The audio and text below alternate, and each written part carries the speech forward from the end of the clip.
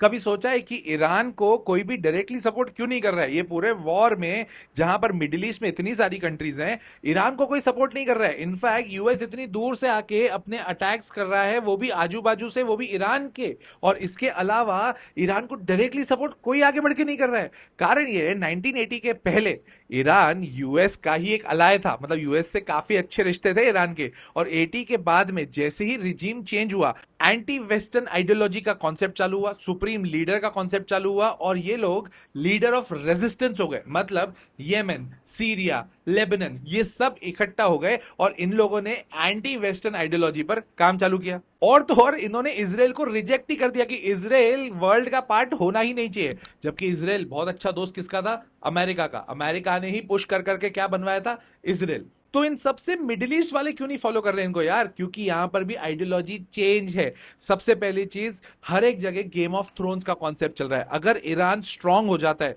तो ऑयल के व्यापार पर सबसे बड़ा जो हाथ होगा वो ईरान का होगा, क्योंकि स्ट्रेट ऑफ हॉर्मुज पे एक ही कंट्री कंट्रोल कर सकती थी कंप्लीटली, वो थी ईरान, जो कि आप लोग देख भी रहे हो। तो ठीक है ना, मत करो ईरान को सपोर्ट, बट अमेरिका को सपोर्ट क्यों? क्योंकि अमेरिका ने प्रोमिस किए ना इन कंट्रीज को।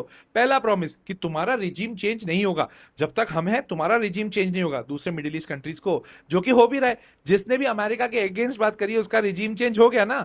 दूसरी चीज, अमेरिका बोलता है हम तुम्हारी सिक्योरिटी पे हमेशा ध्यान रखेंगे, तुम्हारे ऊपर जिसने भी अटैक किया हम उसके अटैक करेंगे, उसकी वाट लगा देंगे। और तो और अगर तुम क्रूड की डीलिंग डॉलर्स में करोगे ना, तो हम तुम्हारी इकोनॉमी को भी क्या करेंगे? स्टेबल करेंगे। अब ये जितनी भी कंट्रीज है, छोटी मोटी जितनी भी कंट्रीज है, सऊदी को हटा के, ऑब्वियस सी बात है अमेरिका प्रो होगी ना, क्योंकि अमेरिका इतने सारी चीजें भी तो कर रहा है। बट इन पूरी सिचुएशन में हमारे साथ पंगा ये, इन्वेस्टर लोग क्या करे? देखो, इंडिया डायरेक्टली इन्वॉल्व नहीं है, हमारा सिर्फ क्रूड इन्वॉल्व है।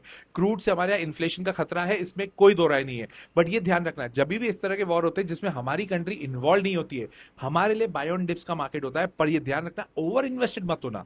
आपको अपना पैसा थोड़ा थोड़ा थोड़ा लगाना है, वरना फिर जैसे कोविड मिस किया ना, इसको भी मिस करोगे और फिर सोचोगे अरे यार इस समय मैं इन्वेस्ट कर देता तो बहुत मजा आता। मौका मिलेगा, अच्छा खासा मौका मिलेगा, ध्यान रखना। सेक्टर वाइज फोकस करिएगा, सेमीकंडक्टर्स, सोलर, रिन्यूएबल एनर्जी और एफएमसीजी, इन चारों के ऊपर थोड़ा सा ध्यान ज्यादा रखना। और कमेंट करके बताना इन सब में आपकी फेवरेट कंपनीज कौन सी है। शेयर करना अपने दोस्तों के साथ। इस वॉर से हमें नहीं डरना।